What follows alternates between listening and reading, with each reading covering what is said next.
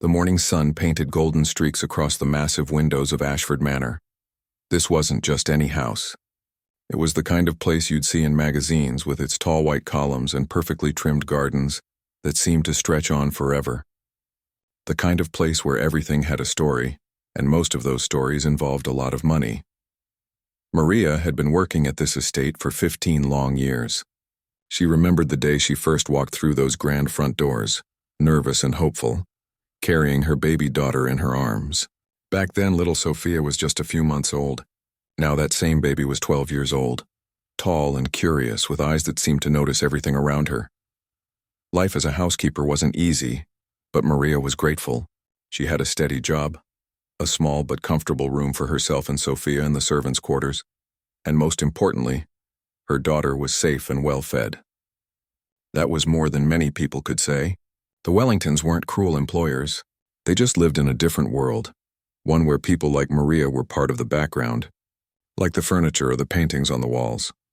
The manor had many beautiful things, but there was one piece that everyone treated like royalty. In the center of the main hall sat a piano that looked like it belonged in a museum. It was a Steinway grand piano from the 1920s, all black and shiny, with ivory keys that gleamed under the crystal chandelier. Mrs. Wellington once mentioned it was worth over $200,000. Maria couldn't even imagine that much money. Sophia had grown up in this house, playing quietly in corners while her mother worked. She knew every room, every hallway, every secret spot where the floorboards creaked. But more than anything, she knew that piano. She'd watched the Wellington children take their lessons every Tuesday and Thursday afternoon. She'd heard them practice scales and stumble through melodies. She'd listened to their fancy teacher, Mr. Peterson, explain about tempo and dynamics and feeling the music in your soul.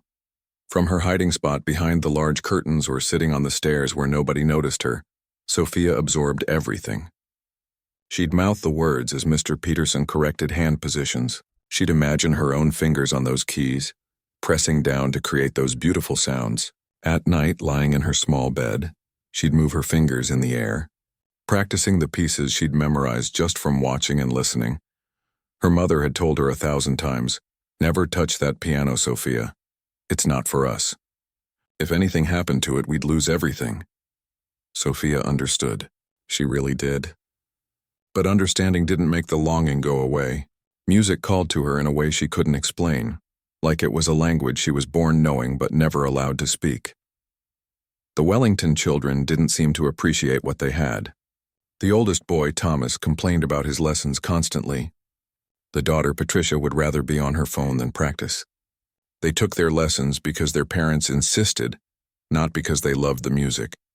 Sophia would have given anything to trade places with them, even for just 1 hour. The staff at Ashford Manor had their own hierarchy. There was Gregory, the new estate manager who'd been hired 6 months ago. He was a serious man in his 40s, always wearing a suit, always checking things with his clipboard. He was nothing like the previous manager, Mr. Howard, who'd been kind and understanding. Gregory ran the estate like it was a military operation. Everything had to be perfect and everyone had to know their place. Sophia tried to stay out of his way. There was something about the way he looked at her, like she was a problem waiting to happen. Her mother said Gregory was just doing his job, that he had a lot of pressure from the Wellington family to keep everything running smoothly. But Sophia couldn't shake the feeling that he especially didn't like seeing her around. The autumn season had arrived, bringing cooler air and leaves that turned the estate grounds into a painting of reds and golds. It was Sophia's favorite time of year. School had started again, and she was in 7th grade now, doing well in all her classes. Her teachers said she was bright, especially in music class, though they only had basic instruction with simple instruments. On this particular afternoon, Sophia came home from school at 3 o'clock just like always. Her mother was busy preparing for some big charity luncheon Mrs. Wellington was hosting in the garden. There were caterers rushing around, florists arranging elaborate displays, and staff members setting up tables and chairs outside. Sophia dropped her backpack in their small room and wandered through the quiet parts of the house. Everyone was focused on the event outside. The main hall was empty, silent except for the ticking of the grandfather clock in the corner. And there it was, the piano, sitting in a beam of afternoon sunlight that made it look almost magical. She'd walked past this piano thousands of times, She dusted around it carefully, never touching the keys, always respectful of the invisible boundary between her world and this instrument. But today something felt different. Maybe it was the way the light hit it. Maybe it was the emptiness of the usually busy house. Maybe it was just that she was 12 now, old enough to understand that some opportunities only come once in a lifetime. Sophia looked around carefully. She could hear voices and laughter from the garden, distant and unconcerned. Her heart was pounding so hard she thought everyone in the house must be able to hear it. She took 3 steps closer to the piano, then 3 more. Her hand reached out, trembling slightly, and her finger touched one key. The sound was pure and clear, ringing out in the empty hall like a tiny bell. Sophia froze, waiting for someone to come running, to yell at her, to catch her doing the forbidden thing. But nobody came. The house remained quiet except for that single note fading into silence. She sat down on the bench, her feet barely touching the floor. The keys were cool under her fingertips. She'd imagined this moment so many times, but the reality was even better than her dreams. Slowly, carefully, she began to play. Her fingers found the notes she'd watched Thomas practice last week. The melody came easily, like her hands had been waiting years for this permission. The music flowed out of her, piece after piece, everything she'd memorized from years of silent observation. She forgot about being careful. She forgot about the rules. She forgot about everything except the pure joy of finally making the music that had lived inside her head for so long. The piano responded to her touch like it had been waiting for her too, creating sounds more beautiful than she'd ever imagined. Sophia was so lost in the music that she didn't hear the footsteps. She didn't hear the door open. She didn't notice anything until a loud, angry voice shattered the spell and brought her crashing back to reality. Gregory had been making his rounds through the manor when he heard it. Music, coming from the main hall. That was strange because the Wellington children weren't supposed to have lessons today, and nobody else was authorized to touch that piano. His face tightened with suspicion as he walked faster toward the sound.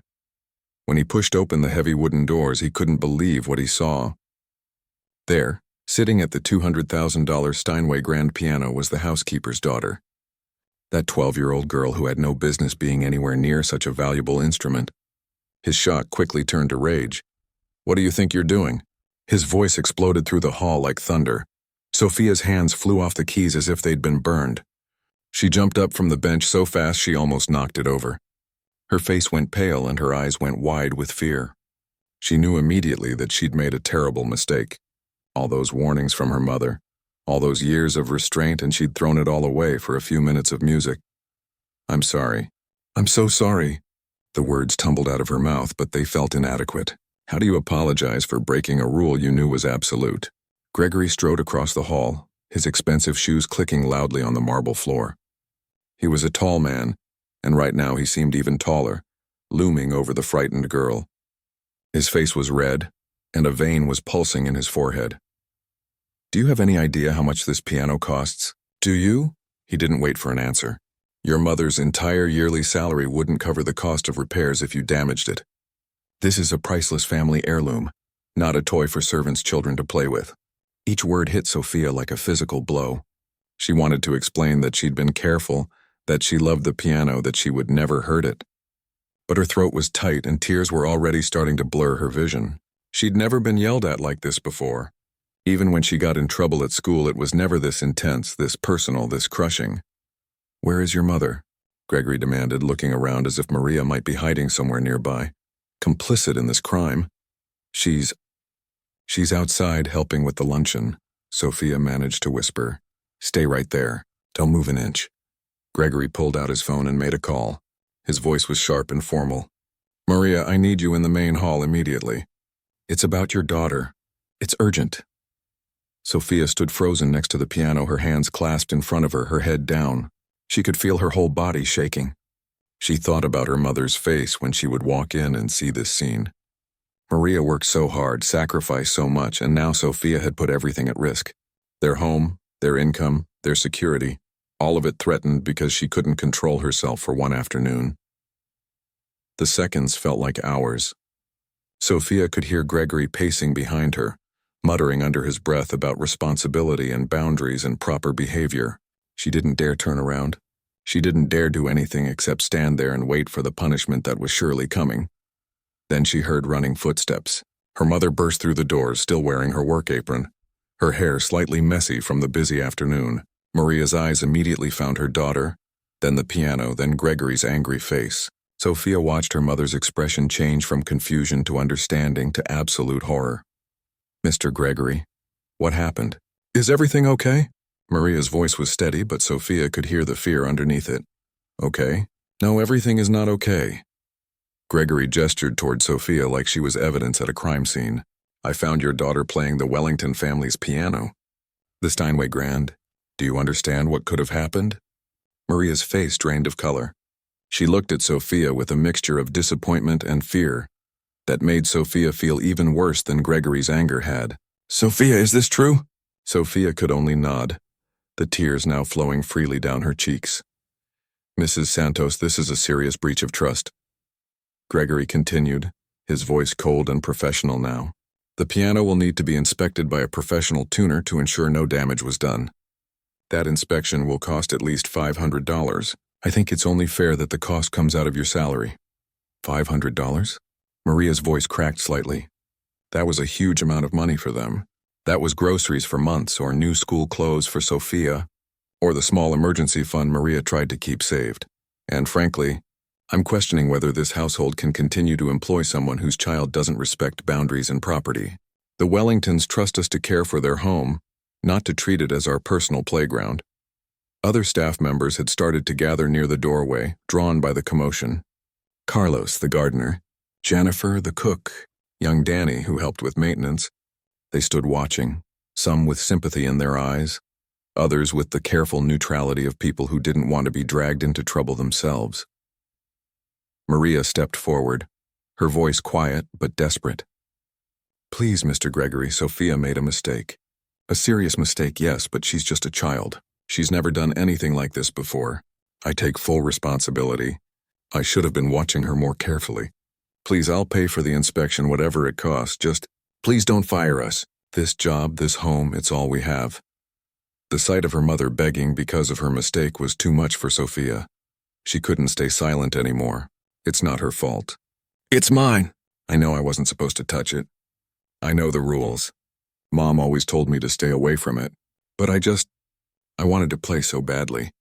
I've wanted to for so long. Please don't punish my mom. Punish me." Gregory looked at the crying child with a mixture of anger and something else. Maybe it was satisfaction at seeing the proper order restored. Maybe it was genuine concern about the piano. Maybe he was just a man who believed strongly in rules and consequences. "The piano is the Wellington family's most prized possession," he said, his voice slightly quieter but still stern. "Mrs. Wellington's grandfather purchased it in 1923. It's been in the family for over a century. Every family milestone has been celebrated with music from this piano. And you thought it was appropriate to use it as your personal entertainment?"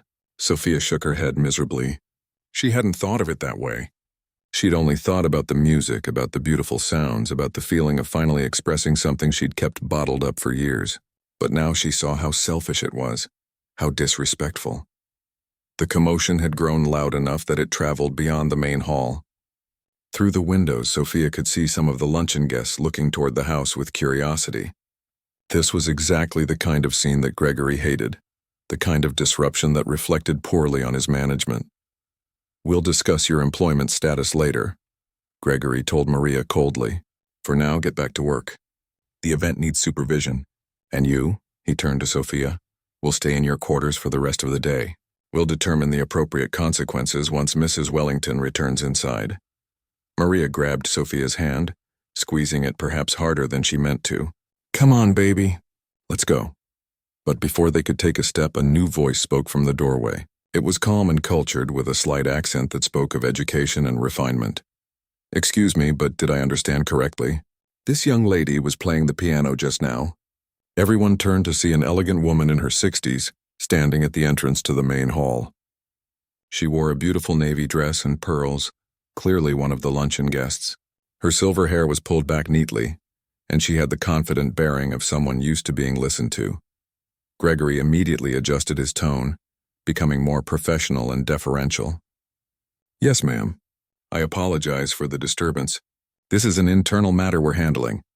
The woman walked further into the room, her intelligent eyes moving from Gregory to Maria to Sophia, taking in the whole scene.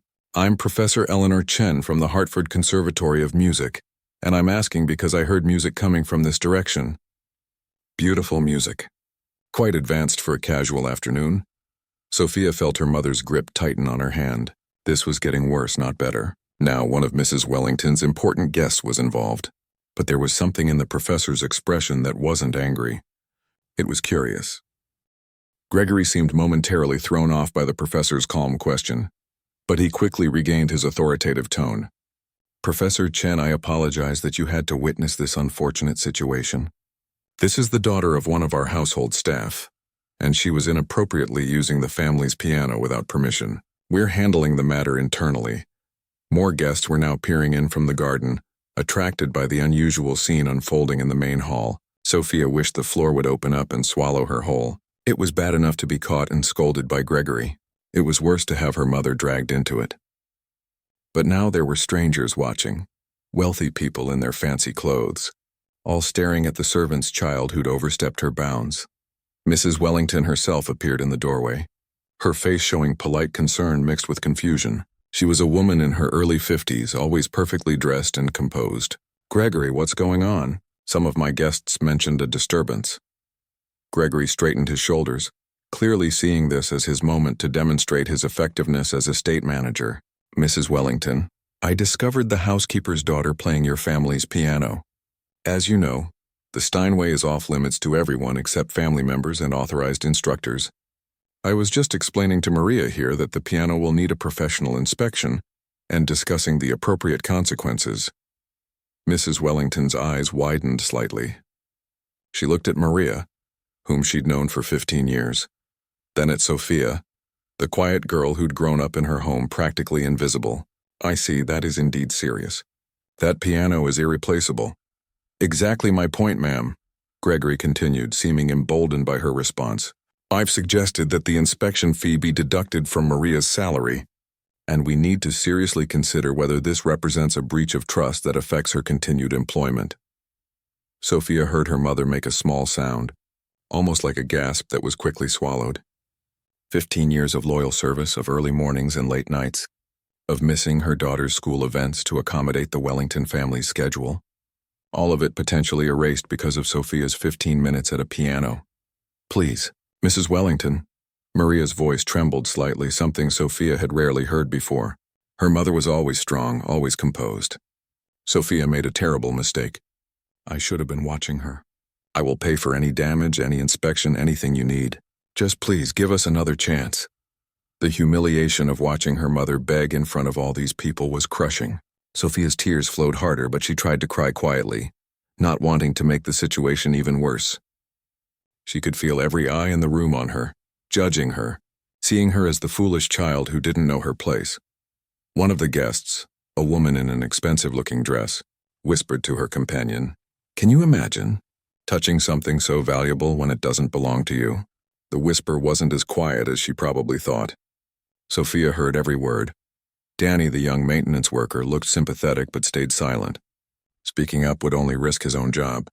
That was the reality of their world. The staff looked out for each other when they could, but not at the cost of their own security. Gregory pressed on, seeming to gain confidence with his audience. This isn't just about the piano, Mrs. Wellington. It's about maintaining proper boundaries and respect for the family's property. If we let this slide, what message does that send to the rest of the staff? Where do we draw the line? Sophia wanted to scream that she wasn't trying to disrespect anyone. She just loved music. She just wanted to feel what it was like to create something beautiful. But who would listen to a 12-year-old servant's daughter? Her feelings and desires didn't matter in this world of expensive pianos and charity luncheons. Mrs. Wellington looked uncomfortable with the public nature of this confrontation, but she also seemed to agree with Gregory's points. You're right, Gregory. Standards must be maintained. Maria, we'll need to have a serious discussion about this later today. However, a new voice cut in clearly. It was Professor Chen again. She'd been standing quietly, observing everything with those sharp, intelligent eyes. Before any decisions are made, I have a question. May I ask the young lady something? Everyone turned to look at the professor. Mrs. Wellington seemed surprised but nodded. Of course, Professor Chen. Though I'm not sure what more there is to discuss. The professor stepped closer to Sophia, her expression kind but serious. She crouched down slightly so she was at eye level with the girl, a gesture of respect that surprised everyone in the room. What's your name, sweetheart? Sophia's voice came out barely above a whisper. Sophia Santos, ma'am. Sophia, that's a beautiful name. Now I have a very important question, and I need you to answer me honestly. Have you ever had piano lessons?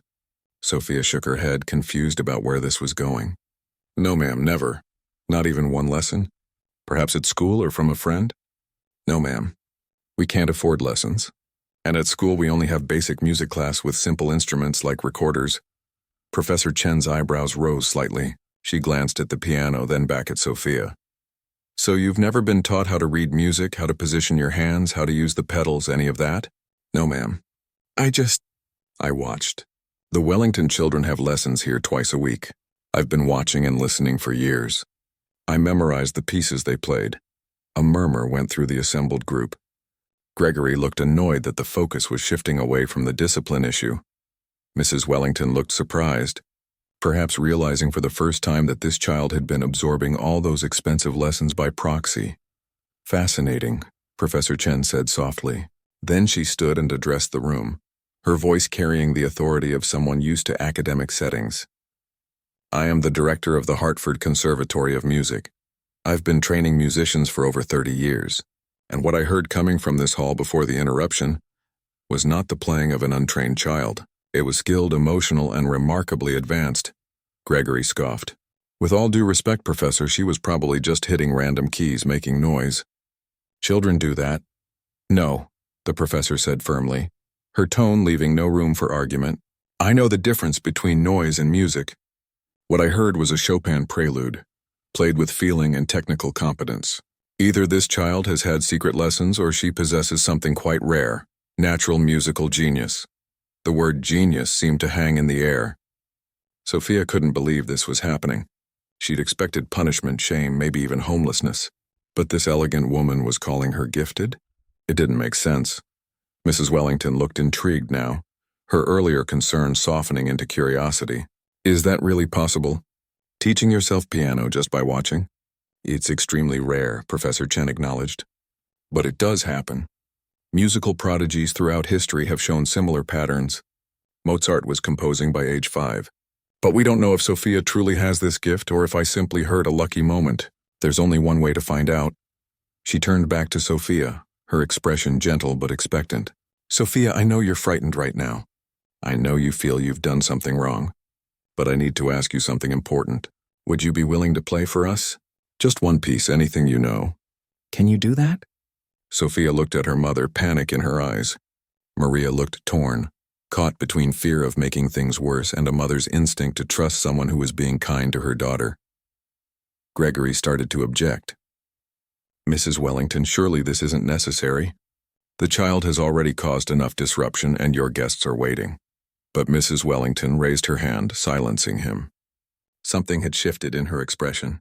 Maybe it was curiosity, or maybe it was guilt at realizing she'd employed this woman for 15 years without ever really seeing her daughter. No, Gregory, I want to hear this. Professor Chen is an expert, and if she thinks there's something worth hearing, then we should listen. Sophia, please, play something for us. Sophia's legs felt weak as she walked back toward the piano. Every person in that room was watching her, waiting to judge whether she was truly talented or just a foolish child who'd gotten lucky. Her hands were shaking as she sat down on the bench. She could pick something simple, something safe, but somehow in that moment of complete humiliation, Sophia decided that if she was going down, she would go down honestly, showing what was really in her heart. She positioned her hands over the keys, took a deep breath, and began to play the most difficult piece she knew. The first notes rang out clear and pure in the silent hall. Sophia had chosen Chopin's Nocturne in E-flat major, one of the most beautiful and emotionally complex pieces she'd ever heard Mr. Peterson teach. Thomas Wellington had struggled with it for months and never quite got it right. But Sophia had listened to every lesson, every correction, every demonstration, and somewhere in her mind, she'd pieced together how it should sound. Her fingers moved across the keys with a confidence that surprised even her. The fear and humiliation began to fade as the music took over. This was why she'd risked everything. This feeling, this connection between her heart and the sound filling the room, this was what she'd been longing for all these years. The melody flowed like water, gentle and sad, and achingly beautiful. Sophia didn't just play the notes. She felt them. Every rise and fall, every delicate trill, every moment where the music swelled and then softened, she poured her whole soul into it. She played about being 12 years old and invisible, about watching other children learn what she could only dream of, about loving something so much it hurt. The room had gone completely silent. Even the whispered conversation stopped. The guests who'd been watching with mild curiosity now stood transfixed. This wasn't what anyone had expected. Professor Chen closed her eyes, listening with the trained ear of someone who'd heard thousands of students over her decades of teaching. Her expression shifted from curiosity to amazement. She recognized not just technical skill, but something deeper and rarer. Genuine musical intuition. Mrs. Wellington's hand had moved to her chest, as if the music had physically touched her heart. She'd heard this piano played hundreds of times over the years, by her children, by their expensive instructors, by professional tuners testing the instrument. But she'd never heard it sound quite like this. There was an honesty in Sophia's playing, an emotional truth that years of formal training sometimes polished away. Even Gregory had stopped looking annoyed. He stood with his clipboard forgotten in his hand, his expression confused as if the world had suddenly stopped making sense. This wasn't supposed to happen. The servant's child wasn't supposed to be better than the children of the house. Maria watched her daughter with tears streaming down her face. She'd known Sophia loved music, but she'd never imagined this. All these years, her baby had been hiding this enormous gift, this beautiful secret. Pride and heartbreak mixed together. Pride that her daughter had such talent. Heartbreak that poverty and circumstance had kept it locked away. The other staff members watched with a mixture of emotions. Some felt proud, seeing one of their own prove she was just as capable as the wealthy children they served. Others felt uncomfortable, worried about what this disruption of the natural order might mean for all of them. Sophia played for about 4 minutes, though it felt both shorter and longer than that. Time seemed to bend around the music. When she reached the final soft notes and the last sound faded into silence, nobody moved. Nobody spoke. The silence stretched on for several seconds that felt like forever. Then Professor Chen began to clap. It started slow and deliberate, but it was genuine applause, the kind you give when you've witnessed something truly special. One by one, the guests joined in, then Mrs. Wellington, then the staff members. Even Gregory, though his clapping was more mechanical, more confused than celebratory. Sophia turned on the bench, her face flushed, her eyes wide. She didn't know what to do with applause. She'd never performed for anyone before. The sound of all those hands clapping for her felt surreal, like she was living in someone else's life. Professor Chen walked over to the piano, her eyes bright with excitement. "Sophia, that was extraordinary. Truly extraordinary. How long have you been teaching yourself?" "Since I was about 7, I think," Sophia answered quietly.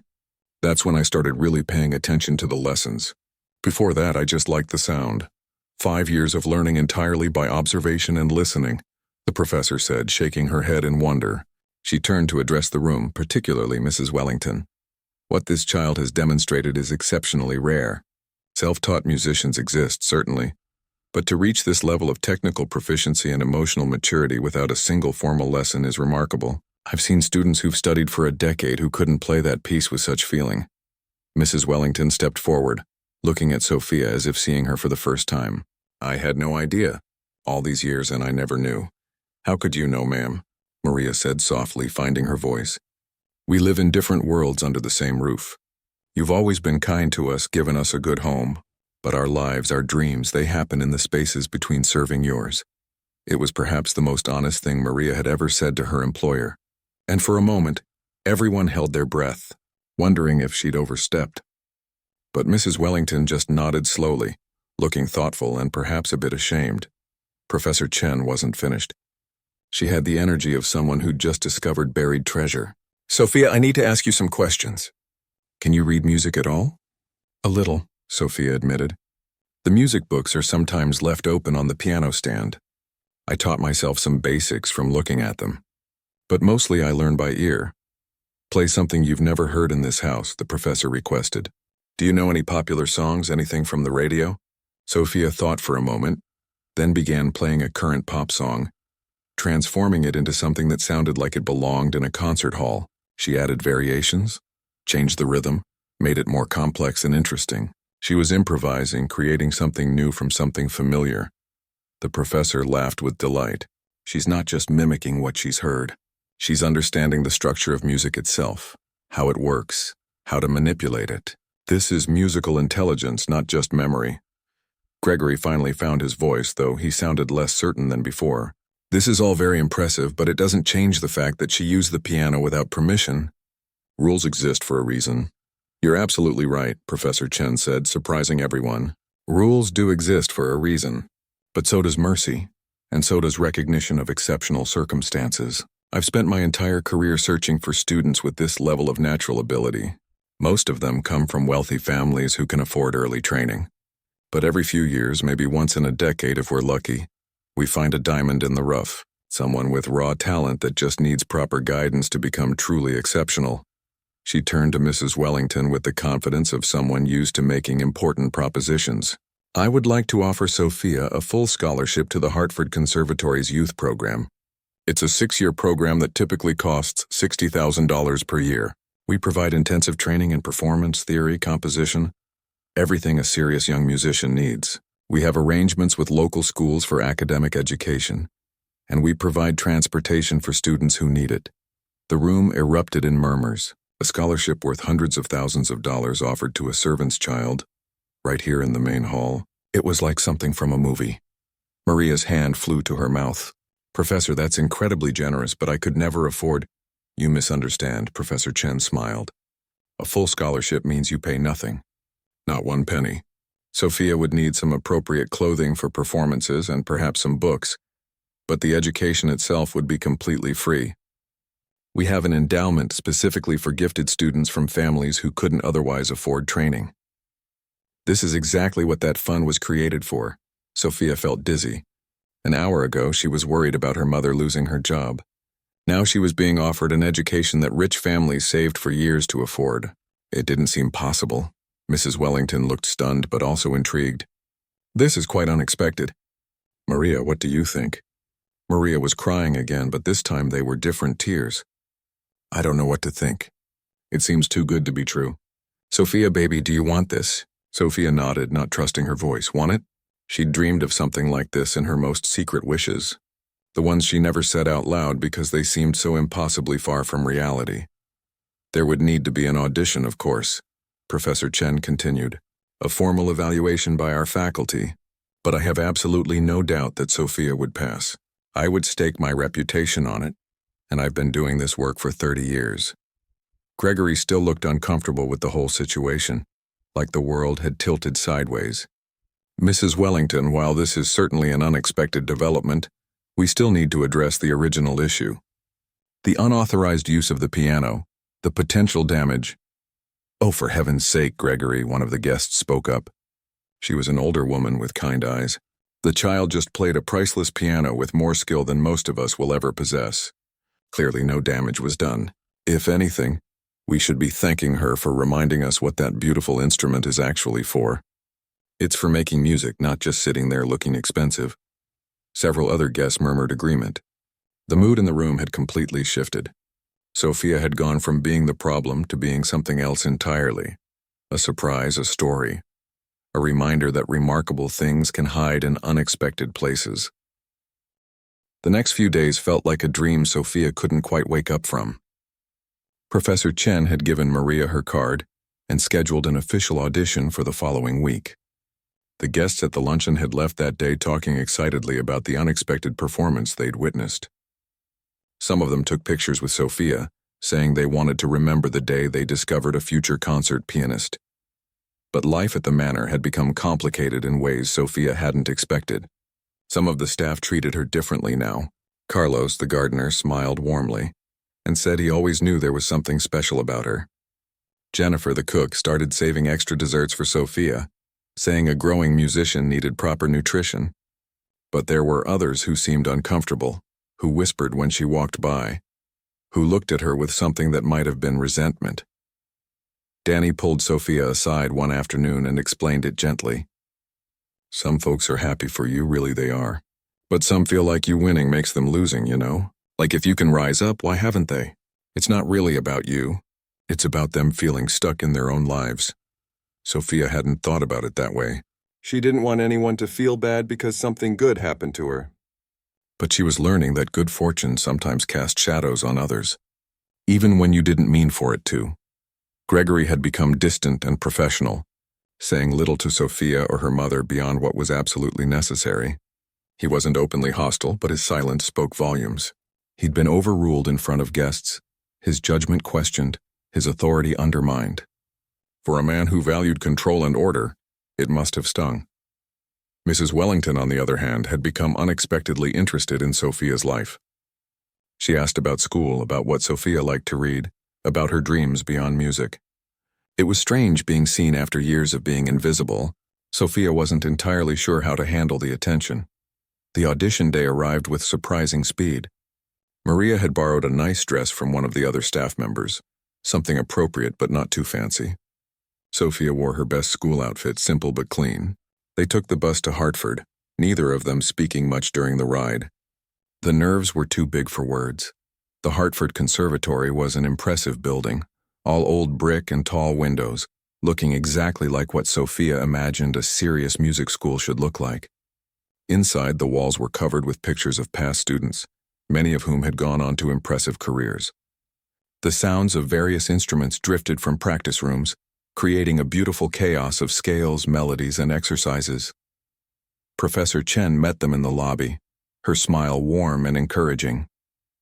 Right on time, excellent. Sophia, how are you feeling? Nervous, Sophia admitted honestly. Good, that means you care. Now you'll be playing for a panel of 3 faculty members, including myself. They don't know anything about your background or circumstances. They'll simply evaluate your playing on its merits. Fair? Sophia nodded. It seemed more than fair.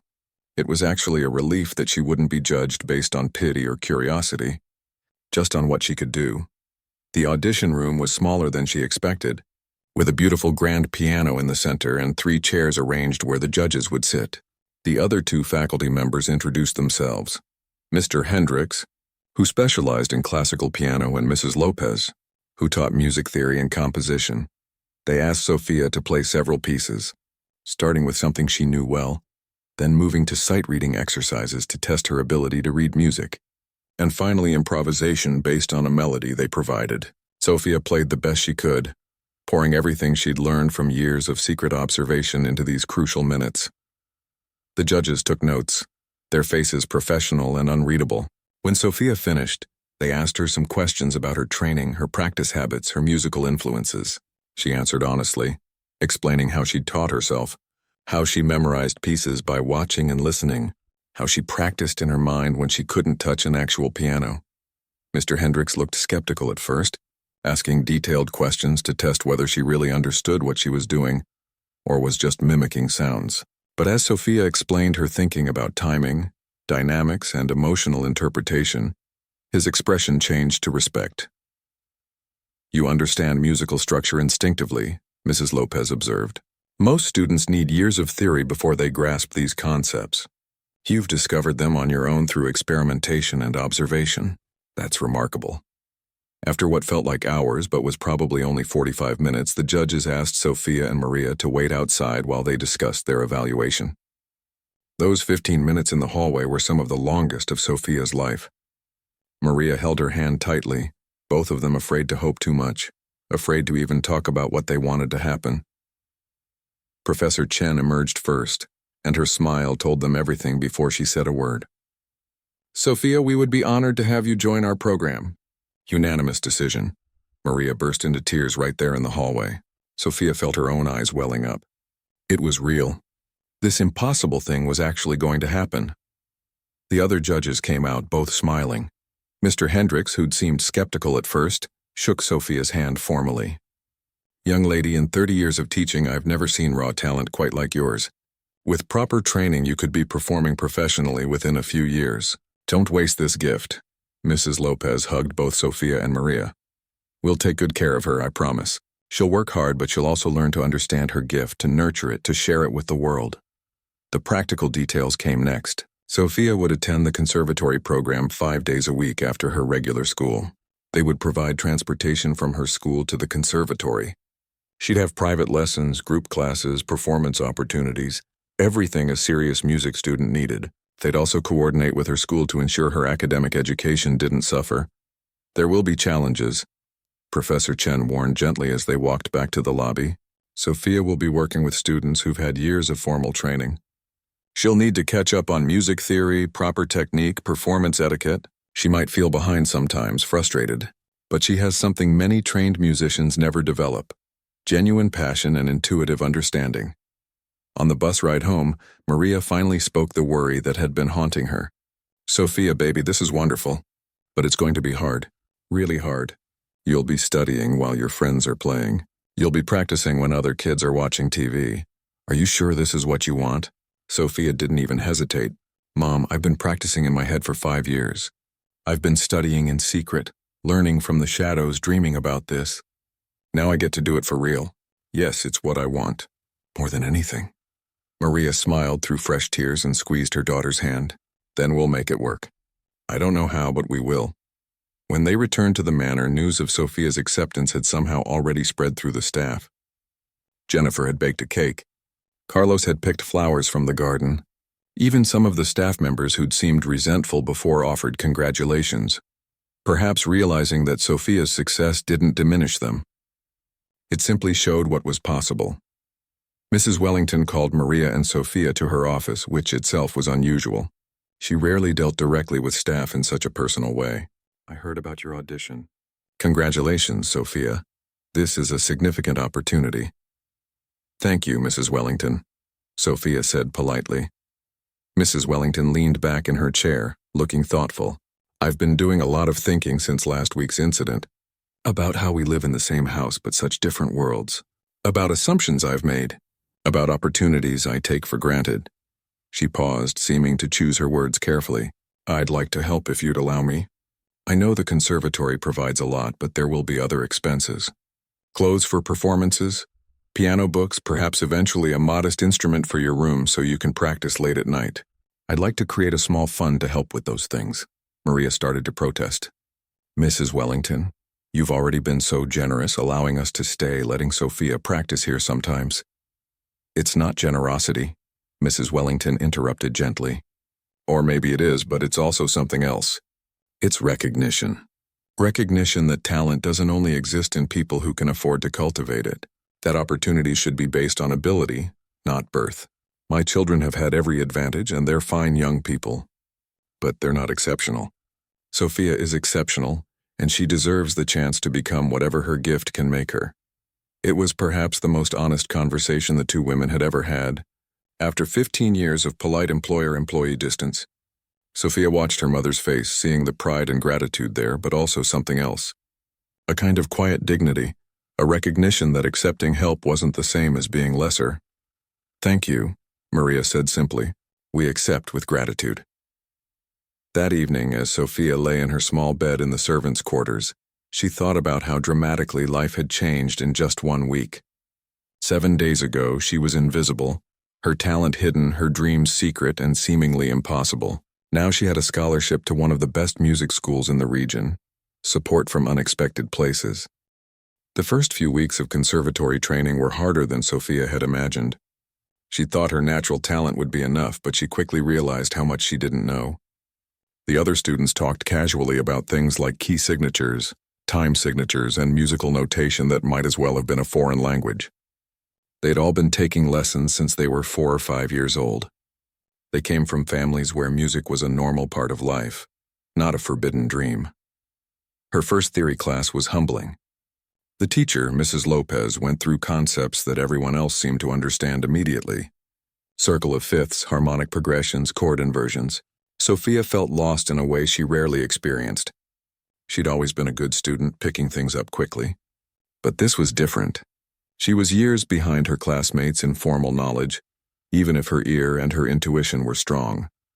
"Don't be discouraged," Professor Chen told her after one particularly frustrating day. "You're learning in reverse. Most students learn the rules first, then slowly develop the musical intuition. You have the intuition already. Now you're just learning the vocabulary to explain what you already understand in your heart. It's actually a beautiful way to learn, even if it feels backwards." Sophia tried to take comfort in those words, but it was hard when she was the one asking basic questions in class, while 12-year-olds who'd been studying for 8 years breezed through the material. Some of them were nice about it, offering to help her study. Others weren't so kind. She overheard one girl, Rebecca, whose father was a conductor, tell her friend, "I don't know why they gave a scholarship to someone who can't even read music properly. There are people on the waiting list who actually deserve to be here." The word stung, even though Sophia knew Rebecca was just threatened by someone who hadn't followed the traditional path. But it made her work even harder. She stayed up late studying theory, practicing scales, drilling herself on musical notation. Maria would find her asleep at their tiny table, her head resting on open textbooks. "Baby, you need to sleep," Maria would say gently, guiding her to bed. "I need to catch up," Sophia would mumble. "Everyone else knows so much more than me." But while Sophia struggled with theory, she shined in performance. When she sat at the piano and played, all her insecurities fell away. Her technique needed refinement, yes. Her posture needed correction, certainly. But the music that came from her fingers made even the skeptical teachers stop and listen. Mr. Hendricks became her primary piano instructor, and he was demanding in a way that pushed Sophia to grow. "You have remarkable intuition," he told her during one of their private lessons. "But intuition isn't enough for a professional career. You need discipline. You need precision. You need to understand why your choices work. Not just that they work."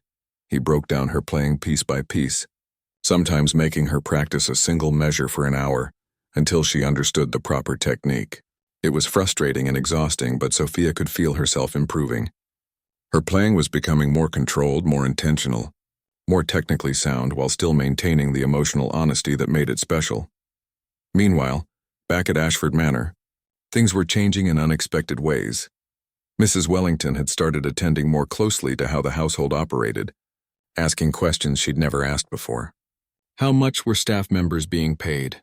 What were their working conditions like? Did they have adequate time off? She called Maria to her office one afternoon, about 2 months after Sophia's audition. "Maria, I've been reviewing the household accounts. I'm ashamed to say I never looked closely at staff salaries before. I left all that to the previous manager and then to Gregory. You've been working here for 15 years and your wages have barely increased in that time." Maria shifted uncomfortably. "Mrs. Wellington, you've been generous in other ways. We have housing, food. That's not enough. You should be paid fairly for your work, not just given room and board like this is the 19th century. Mrs. Wellington slid a paper across her desk. "This is your new salary, effective immediately. It's a 40% increase. It should have happened years ago." Maria stared at the number, her eyes widening. This would change everything. She could save money now, build a real emergency fund, maybe even think about eventually renting a small apartment so Sophia could have more space as she got older. "I don't know what to say," Maria whispered. "Don't say anything. Just know that I'm sorry it took me so long to really see the people who keep this house running." Mrs. Wellington paused, then added, "I've also spoken to Gregory. His management style, while organized, lacks the human element that I value. We've agreed he'll be transitioning to a different role, something more focused on logistics and less on personnel management." This was carefully worded, but Maria understood what it really meant. Gregory was being demoted, moved sideways to a position where he'd have less authority over people's lives. She felt a complex mix of emotions about that. She didn't wish the man ill, but she also couldn't forget how quickly he'd been willing to destroy her livelihood over one mistake. The changes rippled through the entire household. Mrs. Wellington implemented new policies, regular reviews for staff with opportunities for raises based on performance, 2 weeks of paid vacation for everyone, a health insurance plan that was actually usable. It wasn't just about Sophia anymore. Her moment at the piano had cracked open something bigger, shining a light on inequities that had been invisible before. Not everyone was happy about the changes. Some of the older staff members who'd gotten used to the previous system found the new attention uncomfortable. One housekeeper who'd been working for years without really doing her full job suddenly found herself under scrutiny. She quit rather than meet the new expectations, complaining that Mrs. Wellington had gotten all social justice after that piano incident. But most of the staff appreciated the changes. Danny got promoted to head of maintenance with a substantial raise. Jennifer, the cook, received funding to take culinary classes to expand her skills. Carlos was given a budget to restore the garden's greenhouse, which had been falling into disrepair. Sophia watched all of this with mixed feelings. She was glad her mother's life was improving, glad the other staff were being treated better, but she also felt a weight of responsibility. All these changes had happened because of her moment at that piano. What if she failed? What if she wasn't good enough to justify all this disruption? "You're not responsible for fixing the world," Professor Chen told her when Sophia confessed these worries. "Mrs. Wellington's changes are her choices, her conscience, her growth as a person. You just happen to be the catalyst. That's not the same as being responsible." As winter arrived and Sophia's first semester at the conservatory neared its end, she was scheduled for her first public recital. It would be a small event, just students and their families, but it felt enormous to Sophia. This would be her first formal performance in front of an audience that included her classmates and teachers. She chose to play the same Chopin nocturne she'd played the day everything changed. It felt right, like coming full circle. But now she understood the piece so much better. She knew the proper technique, the historical context, the composer's intentions. She could blend her intuition with knowledge, creating something that honored both her natural gift and her new training. The night of the recital, Maria sat in the audience wearing a new dress she'd bought with her increased salary. Mrs. Wellington had asked if she could attend, and she sat beside Maria, which raised some eyebrows among the wealthy parents who weren't used to seeing employers and employees sitting together as equals. When Sophia walked onto the small stage, her hands were shaking. But the moment she sat at the piano and touched the keys, a calm came over her. This was where she belonged. This was what all the hard work, all the frustration, all the doubt was for. She played beautifully, and when she finished, the applause was genuine and warm. Mr. Hendricks gave her a rare smile of approval. Professor Chen wiped away a tear, and her mother looked like she might burst with pride. But the most unexpected reaction came from Rebecca, the girl who'd questioned whether Sophia deserved her scholarship. After the recital, she approached Sophia in the reception area where students and families were eating cookies and drinking punch. "That was really good," Rebecca said, and she sounded sincere. "I owe you an apology. I said some mean things when you first started. I was wrong." Sophia was surprised but not unkind. "Thank you. That means a lot. Can I ask you something?" Rebecca seemed genuinely curious now. "How did you do it? How did you teach yourself? I've had lessons my whole life, and I don't think I could play from memory like you do." Sophia thought about how to explain it. When you can't have something, you pay attention to it differently. "Every lesson your teacher gave you I heard once and knew I might never hear again. So I absorbed everything, memorized everything, because I didn't know when I'd get another chance. You had the privilege of knowing you could always come back to it. I had to catch it the first time." Rebecca looked thoughtful. "I never thought about it that way. I guess I take a lot for granted." It wasn't a profound conversation, but it was honest, and it marked a shift. After that night, 2 years passed in what felt like both an eternity and a heartbeat. Sophia was 14 now, no longer the frightened 12-year-old who'd been caught at a forbidden piano. The conservatory had transformed her, not just as a musician but as a person. She walked with more confidence, spoke with more certainty, carried herself like someone who knew she had a right to take up space in the world. Her technical skills had caught up to, and in many ways surpassed, her peers. Mr. Hendricks, who rarely gave praise, told Professor Chen that Sophia was one of the finest young pianists he'd taught in his entire career. "She has both heart and discipline now," he said. "That combination is rare at any age, remarkable in someone so young." The first big competition came when Sophia was 13. The regional youth piano competition drew talented students from across New England, most of them from prestigious music schools and private instructors. Sophia was nervous but prepared. She'd worked on her competition piece, a challenging Rachmaninoff prelude, for months. Every note was perfect, every dynamic carefully planned, every emotion authentic. She won first place. The judge's comments praised her exceptional maturity of expression and technical precision married to emotional depth. The local newspaper ran a small story about her, mentioning her unusual background as a self-taught student who'd received a scholarship. The attention felt strange but exciting. That first competition led to others. By the time Sophia turned 14, she'd won 5 regional competitions and placed in 2 national ones. Each trophy, each medal, each certificate went up on the wall of the small room she still shared with her mother at the manor. Maria would look at them sometimes, touching them gently like she couldn't quite believe they were real. But success brought new challenges Sophia hadn't anticipated. The local news story got picked up by a larger publication, then by a regional magazine, then by a national website that focused on feel-good stories. Suddenly, Sophia wasn't just Sophia anymore. She was the servant's daughter who became a prodigy, the housekeeper's child who defied the odds, the self-taught genius from a grand estate. The labels bothered her in ways she couldn't quite articulate to her mother or teachers. Yes, her background was part of her story.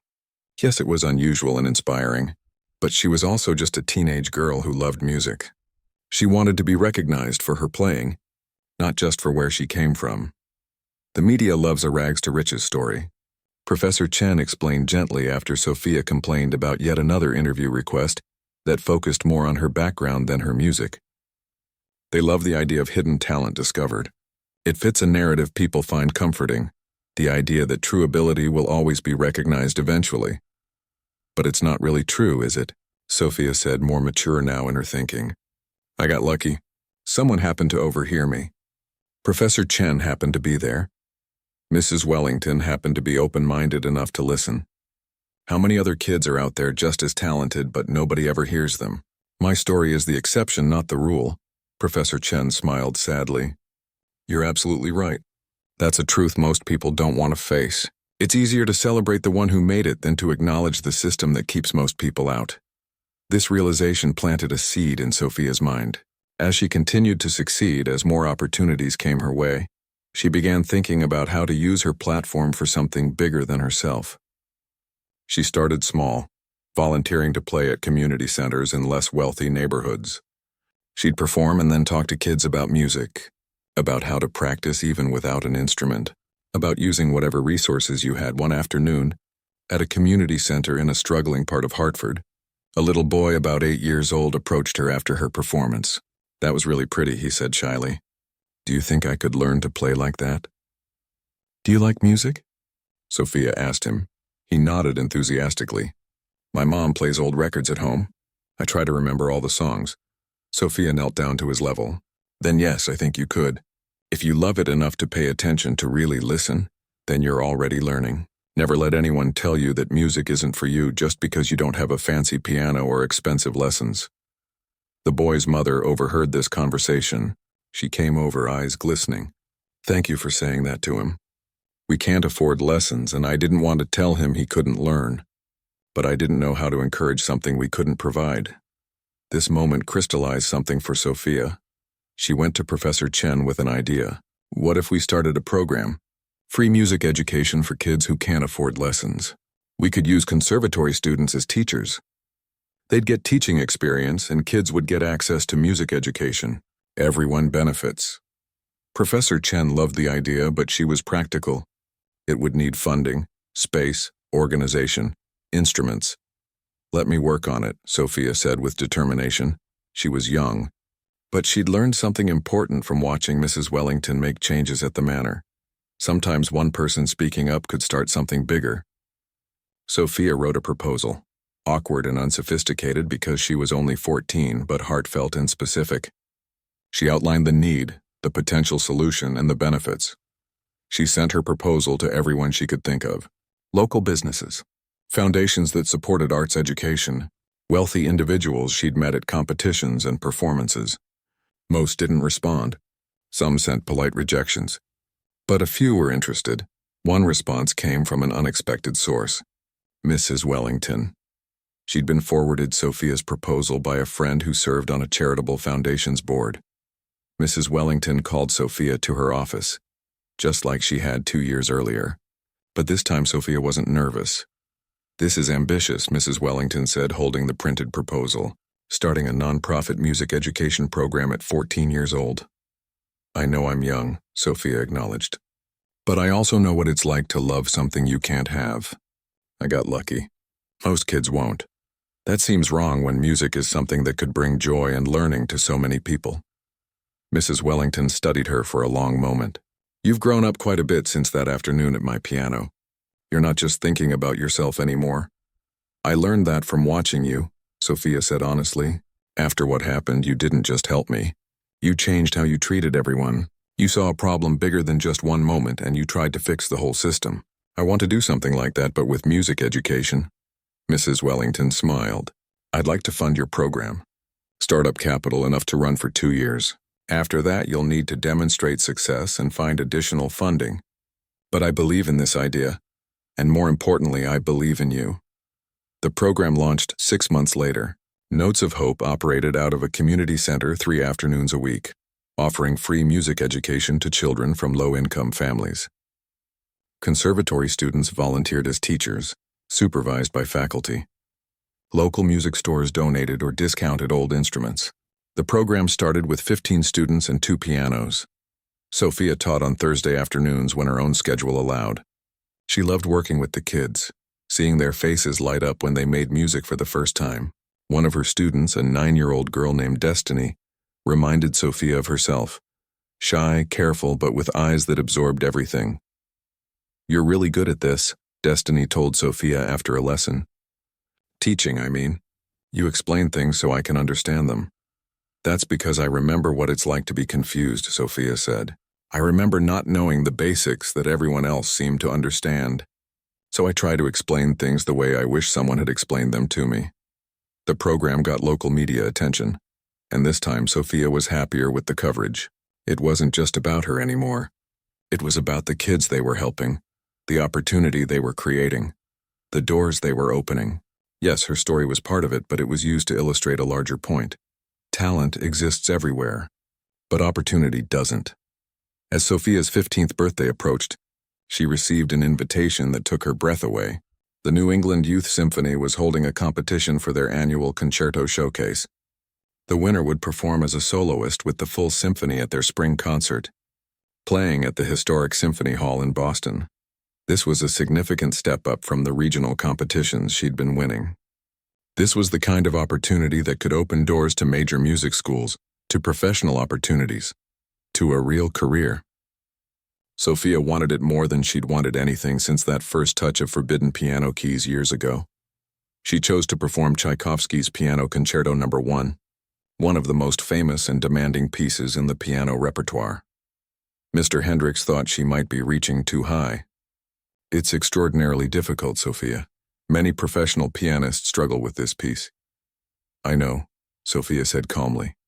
But I'm ready. I can feel it. She practiced until her fingers ached. She worked through every difficult passage until muscle memory took over. She studied recordings of famous performances, learning from the interpretations of masters. She lived and breathed this concerto for 3 months. The competition day arrived cold and clear in late winter. 20 young pianists from across the region, all exceptional, all hungry for this opportunity. Sophia wore a simple black dress that Mrs.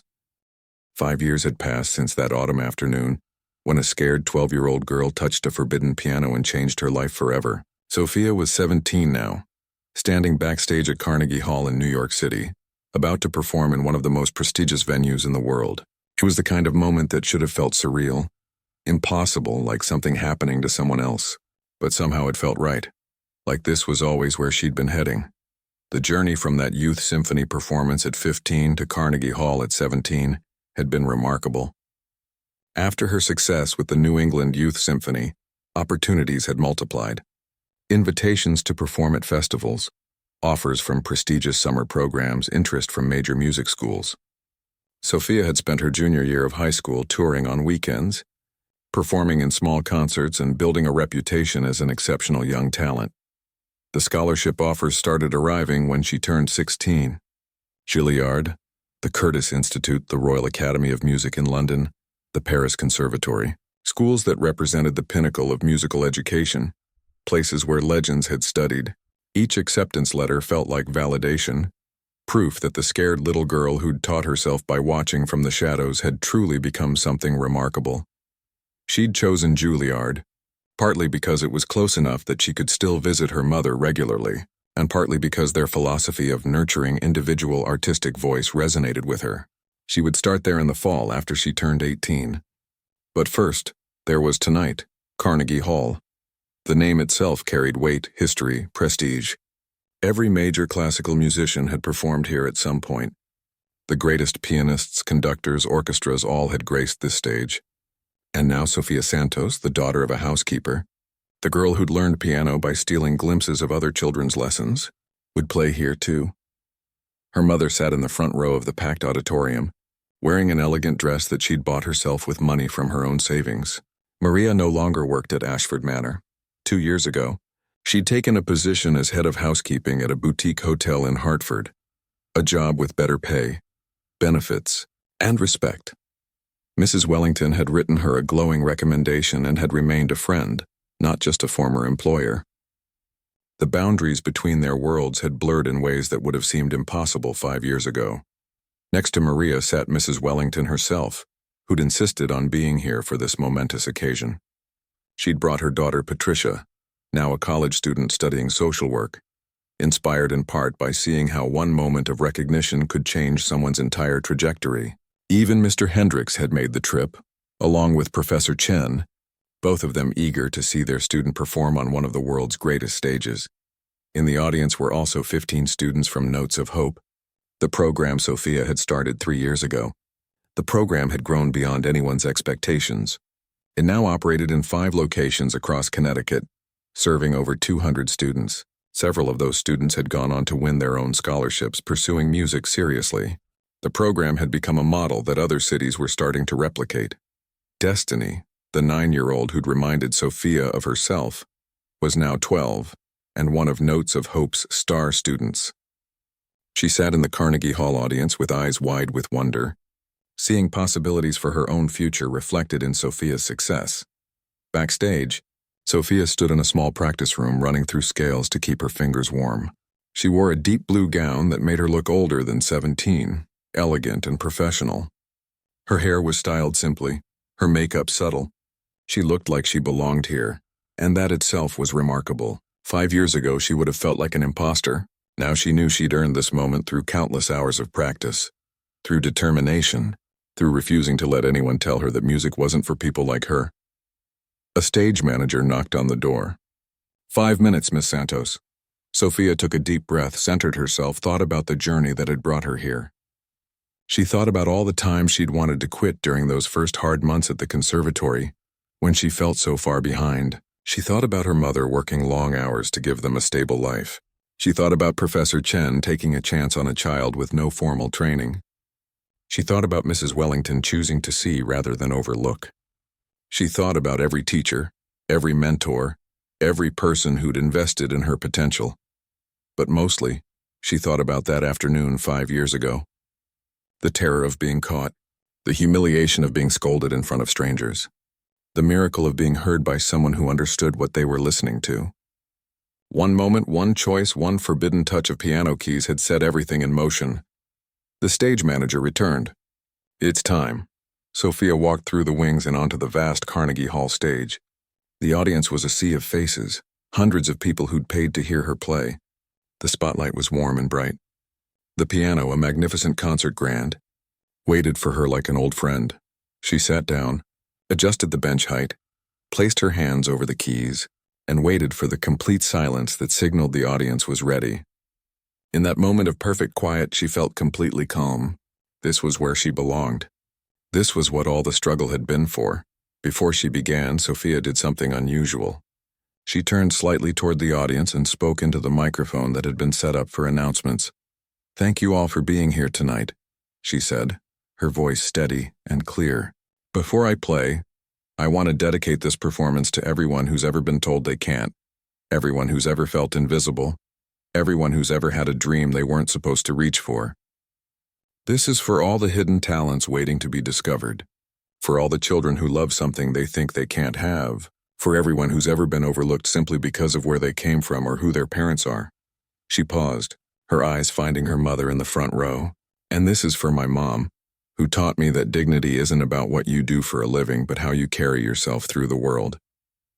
Who showed me that hard work matters, that kindness costs nothing, and that love is the greatest gift any parent can give." Maria was already crying, and Sophia hadn't even played a note yet. Mrs. Wellington reached over and squeezed Maria's hand, a gesture of solidarity between two women whose lives had become unexpectedly intertwined. Sophia turned back to the piano, placed her hands on the keys, and began to play. She'd chosen a program that told a story, starting with the same Chopin nocturne she'd played that fateful afternoon, the piece that had revealed her gift to the world. It sounded different now, more refined, more technically perfect, but it still carried that emotional honesty that had captivated Professor Chen years ago. From there, she moved through a journey of increasingly complex pieces, each one representing a stage in her development. Rachmaninoff's Prelude in G minor, which she'd played in her first major competition, Beethoven's Moonlight Sonata, which had taught her about structure and classical form, Debussy's Clair de Lune, which had helped her understand impressionistic music and subtle dynamics. She played for over an hour, lost in the music, barely aware of the audience hanging on every note. This was what she'd been born to do, not performing for applause or recognition, though those were nice, but creating beauty, expressing emotion too deep for words, connecting with people through the universal language of music. For her finale, she played an original composition, something she'd written herself over the past year with guidance from her composition teachers. It was titled From the Shadows, and it told her story without words. It began quiet and hidden, like a child watching from behind curtains. It built slowly, with moments of fear and doubt represented by dissonant chords. Then it burst into brightness and joy, representing discovery and opportunity. It ended not triumphantly, but hopefully, with a melody that suggested not an ending but a beginning, not just for her but for everyone who might be inspired by her story. When the last note faded into silence, there was a moment where the entire hall seemed to hold its breath. Then the applause began, starting as a wave and building to a standing ovation. People were on their feet, clapping, some wiping tears, many simply smiling at having witnessed something special. Sophia stood and bowed, traditional and graceful, the way Mr. Hendricks had taught her. She gestured toward her teachers in the audience, acknowledging their role in her success. She looked at her mother, whose face was wet with tears of pride and joy. She saw the students from Notes of Hope, seeing their own possibilities reflected in her achievement. Backstage after the performance, Sophia was surrounded by well-wishers, reporters, photographers. Everyone wanted a piece of this story, this fairy tale of the servant's daughter who became a concert pianist. But Sophia had learned how to handle media attention over the years. She was gracious but firm, keeping control of her own narrative. One reporter asked the question they always asked, "Do you feel like you've overcome your background, risen above where you came from?" Sophia had answered this question dozens of times, and she'd gotten better at articulating what she really meant. "I haven't overcome my background.